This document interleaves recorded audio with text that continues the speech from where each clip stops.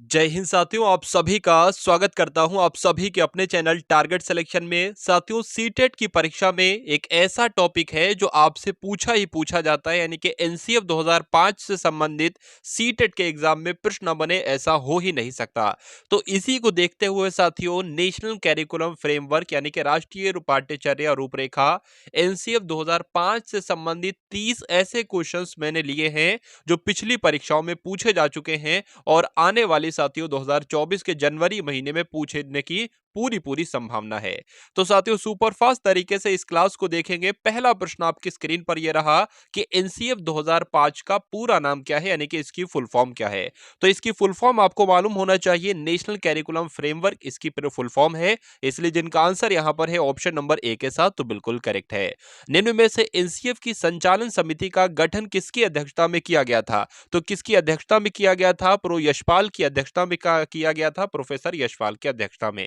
उसके बाद देखिए, तीसरे नंबर का प्रश्न आपकी स्क्रीन पर है, बताइए कि एनसीएफ संचालन समिति में कुल कितने सदस्य थे? तो कुल कितने सदस्य थे साथियों? 35 सदस्य थे, ये आपको ध्यान रखना है। नेशनल कैरिकुलम फ्रेमवर्क 2005 के अनुसार बालक की प्राथमिक शिक्षा की भाषा कैसी होना चाहिए? तो कैसी होना चाहिए साथियों? स्थानीय भाषा होनी चाहिए, ये आपको ध्यान रखना है।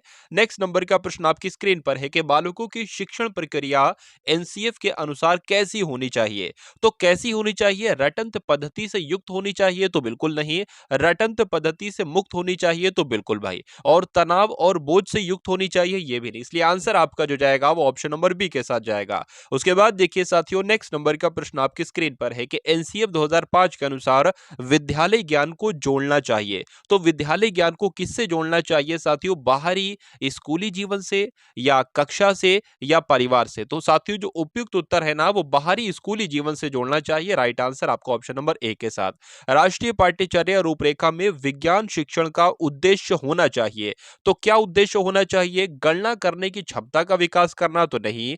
बालकों में लोकतांत्रिक मूल्यों का विकास करना? तो कह सकते हैं साथियों, बहुत जरूरी नहीं। लेकिन बालकों में जिज्ञासु प्रवृत्ति का विकास करना, ये सबसे महत्वपूर्ण है साथियों, कि राष्ट्रीय पाठ्यचर्या रूपरेखा में विज्ञान शिक्षण का उद्देश्य जो होना चाहिए वो बालकों में जिज्ञासु प्रवृत्ति का विकास करना होना चाहिए। इसलिए आंसर जिनका ए के साथ है, तो बिल्कुल करेक्ट है।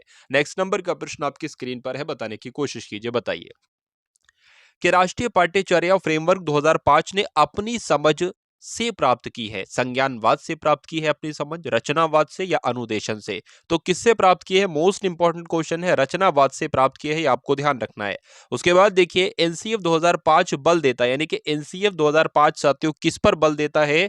शिक्षक केंद्रित शिक्षा पर, या स्वयं करके सीखने पर, या रटने की प्रक्रिया पर, या समस्या हल करने पर? तो आपको ध्यान रखना है, स्वयं करो और फिर उसको सीखो। स्वयं करके सीखने पर बल देता है कौन? एनसीएफ 2005। राइट आंसर आपका बी के साथ। नेक्स्ट नंबर का प्रश्न आपकी स्क्रीन पर है, बताने की कोशिश कीजिए। आपसे पूछा जा रहा है साथियों, यहां पर कुछ सही नहीं लिखा हुआ है, कोई दिक्कत नहीं है। नेक्स्ट नंबर का प्रश्न देखिए आप लोग कि एनसीएफ 2005 का मुख्य सूत्र शीर्षक क्या है, आपसे पूछा जा रहा है। तो साथियों, कि शिक्षा बिना प्रयास के तो ऐसा हो नहीं सकता, शिक्षा बिना शिक्षक के ये भी नहीं हो सकता, शिक्षा रटने के साथ ये भी नहीं हो सकता। आंसर आपका जो जाएगा वो ऑप्शन नंबर डी के साथ जाएगा। और जिनका आंसर यहां पर डी है, तो बिल्कुल करेक्ट, यानी कि शिक्षा बिना बोझ के होनी चाहिए, यह आपको ध्यान रखना है। ऐसा एनसीएफ 2005 का शीर्षक था। एनसीएफ 2005 की शुरुआत रविन्द्रनाथ टैगोर के किस निबंध से होती है? तो किस निबंध से होती है? सभ्यता और प्रगति निबंध से होती है, ये भी आप लोग ध्यान रखेंगे। उसके बाद देखिए, अगले नंबर का प्रश्न है कि गणित का उद्देश्य एनसीएफ 2005 में क्या बताया गया है? तो गणित का साथियों क्या उद्देश्य बताया गया है? मानसिक जागरूकता विकसित करना? तो नहीं। सांस्कृतिक विरासत को सुरक्षित करना? तो सांस्कृतिक विरासत को सुरक्षित रखना ये गणित का उद्देश्य क्यों होगा? लोकतांत्रिक मूल्यों का विकास करना ये भी उद्देश्य नहीं है। गणित का उद्देश्य गणना से ही संबंध होगा, यानी कि गणना करने की क्षमता का विकास करना, यही गणित का उद्देश्य था एनसीएफ 2005 में। नेक्स्ट नंबर का प्रश्न आपकी स्क्रीन पर है, बताइए। साथियों, मैं चाहता हूं कि अब देखिए, पढ़ाई की अगर बात करें साथियों, एग्जाम की बात करें, तो बहुत ज्यादा समय आपके एग्जाम में नहीं बचा है। इसलिए मैं आपको वही टॉपिक कराऊंगा, वही क्वेश्चंस कराऊंगा जो एग्जाम के पॉइंट ऑफ व्यू से सबसे महत्वपूर्ण है, यानी कि परीक्षा वाला कंटेंट आप लोग अब देखेंगे। तो साथियों, चैनल पर अगर नए हैं तो चैनल को सब्सक्राइब कर लीजिए, बेल आइकन पर क्लिक कर लीजिए साथियों, क्योंकि आने वाले समय में मैं आपको वो क्लासेस देने वाला हूं, वो कंटेंट देने वाला हूं जो सीधा छपेगा आपके सीटेट जनवरी 2024 की परीक्षा में।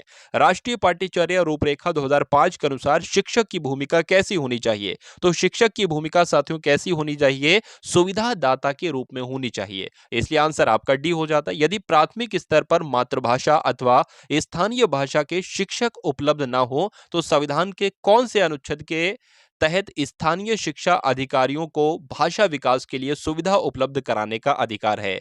तो बात करें साथियों अनुच्छेद 350, इस प्रश्न का बिल्कुल करेक्ट आंसर है। नेक्स्ट नंबर का प्रश्न है कि एनसीएफ 2005 का मुख्य सूत्र शिक्षा बिना बोझ के विचार ये कब आया? तो 1993 में साथियों ये विचार है, ये अभी आपको ध्यान रखना है। एनसीएफ 2005 के अंतर्गत परीक्षा सुधारों में किस सुधार को सुझाया गया है? तो साथियों अगर बात करें सामूहिक कार्य मूल्यांकन को सुझाया गया है, तो बिल्कुल सतत मूल्यांकन को भी और खुली पुस्तक की परीक्षा मूल्यांकन को भी। इसलिए आंसर आपका ऑप्शन नंबर डी के साथ जाएगा। सभी ऑप्शन बिल्कुल करेक्ट हैं। विद्यालय शिक्षा का अब तक का नवीनतम राष्ट्रीय दस्तावेज कौन सा है? तो कौन सा है साथियों जिसके बारे में हम लोग पढ़ रहे हैं? National curriculum framework. आपको ध्यान रखना है, आंसर आपका ऑप्शन नंबर ए के साथ। अब उसके बाद देखिए नेक्स्ट नंबर का प्रश्न है कि किस मंत्रालय की पहल पर एनसीएफ 2005 तैयार किया गया था? मोस्ट इंपॉर्टेंट क्वेश्चन आपकी स्क्रीन पर है। अगर बात करें इस क्वेश्चन का राइट आंसर जो होगा वो मानव संसाधन विकास मंत्रालय के साथ जाएगा। नेक्स्ट नंबर का प्रश्न आपकी स्क्रीन पर है, बताइए एनसीएफ 2005 में किन शिक्षण सूत्रों के अधिकतम प्रयोग का सुझाव दिया गया है? तो किसका साथियों सुझाव दिया गया है? ज्ञात से अज्ञात की ओर नहीं, अमूर्त से मूर्त की ओर नहीं, ज्ञात से अज्ञात की ओर और मूर्त से अमूर्त की ओर। ये आपका बिल्कुल सही उत्तर हो जाता है, यानी कि आंसर अगर आप कहे ऑप्शन नंबर सी के साथ तो बिल्कुल करेक्ट है। कैरिकुलम किस भाषा का शब्द है आपसे पूछा जा रहा है? जो नेशनल कैरिकुलम है ना, इसमें कैरिकुलम साथियों किस भाषा का शब्द है? तो ये लैटिन भाषा का शब्द है। ये आप लोग ध्यान रखेंगे। नेशनल कैरिकुलम फ्रेमवर्क 2005 की कार्यशाला कहां पर आयोजित की गई थी? मोस्ट इंपॉर्टेंट क्वेश्चन साथियों। तो कहां पर? नई दिल्ली एनसीईआरटी में आयोजित की गई थी, आपको ध्यान रखना है। निम्न में से एनसीएफ 2005 में किस बात पर बल दिया गया है? तो किस बात पर बल दिया गया है? विज्ञान के लिए शिक्षा बिल्कुल, विकास के लिए शिक्षा बिल्कुल, शांति के लिए शिक्षा बिल्कुल। इसलिए आंसर आपका अगर है ऑप्शन नंबर डी के साथ तो बिल्कुल करेक्ट है। एनसीएफ 2005 में किस परीक्षा के संबंध में सुधार के लिए सुझाव दिए गए थे? तो साथियों किस परीक्षा के लिए सुझाव के लिए सुधार के लिए सुझाव दिए गए थे? 12वीं की परीक्षा ऐच्छिक हो नहीं, प्रतियोगी प्रवेश परीक्षा को ऐच्छिक हो नहीं, कक्षा 10वीं की परीक्षा ऐच्छिक हो, बिल्कुल सही है। हाई स्कूल की बात की गई थी, 10वीं क्लास की बात की गई थी। इसलिए आंसर आपका ऑप्शन नंबर ए के साथ जाना चाहिए। नेक्स्ट नंबर का प्रश्न आपकी स्क्रीन पर है, बताइए पाठ्यक्रम निर्माण की आवश्यकता क्यों है? बताइए क्यों है साथियों, आपसे पूछा जा रहा है, बताइए। तो शिक्षक की सुविधा के लिए। तो पाठ्यक्रम निर्माण की आवश्यकता क्या शिक्षक की सुविधा के लिए है या शिक्षा के उद्देश्य की प्राप्ति के लिए, बालकों को पाठ्यपुस्तक उपलब्ध कराने के लिए? तो इसलिए उपयुक्त उत्तर जो होगा यानी कि प्रश्न का सही उत्तर जो होगा वो ऑप्शन नंबर बी के साथ जाएगा। अब उसके बाद देखिए नेशनल कैरिकुलम फ्रेमवर्क 2005 क्या लिखा हुआ साथियों में? सुझाव दिया गया है कि सूचना को क्या मानने से बचा जाए? तो सूचना को कभी भी साथियों क्या नहीं माना जाना चाहिए? सूचना को ज्ञान नहीं माना चाहिए। इसलिए आंसर आपका जो जाएगा वो ऑप्शन नंबर ए के साथ जाएगा और जिनका आंसर यहां पर ए है तो बिल्कुल करेक्ट है। चलिए उसके बाद देखिए एनसीएफ 2005 में कला शिक्षा को विद्यालय में जोड़ने का उद्देश्य आपसे पूछा जा रहा है। तो क्या उद्देश्य है साथियों? लिखा हुआ है सांस्कृतिक विरासत की प्रशंसा करना एवं छात्रों के व्यक्तित्व और मानसिक स्वास्थ्य को विकसित करना। ये सही लग रहा है। पुस्तकों में इतर ज्ञान प्राप्त करना, अच्छी वह परीक्षाओं का आयोजन कराना, रटने को महत्व प्रदान करना। तो नीचे वाले साथियों तीनों गलत है। आंसर आपका जो जाएगा इस प्रश्न का वो ऑप्शन नंबर ए के साथ जाएगा। अब उसके बाद देखिए 28वें नंबर का प्रश्न आपकी स्क्रीन पर है कि एनसीएफ 2005 में गुणवत्ता आयाम शीर्षक के अंतर्गत महत्व दिया गया है। तो किसको महत्व दिया गया है साथियों, आपसे पूछा जा रहा है। तो बालकों के लिए संरचित अनुभव एवं पाठ्यक्रम सुधार को आपको ध्यान रखना महत्व दिया गया है। इसलिए राइट आंसर आपका ऑप्शन नंबर सी हो जाता है। उसके बाद देखिए अगले नंबर का प्रश्न है कि यदि बच्चे फेल होते हैं तो वे दर्शाते हैं।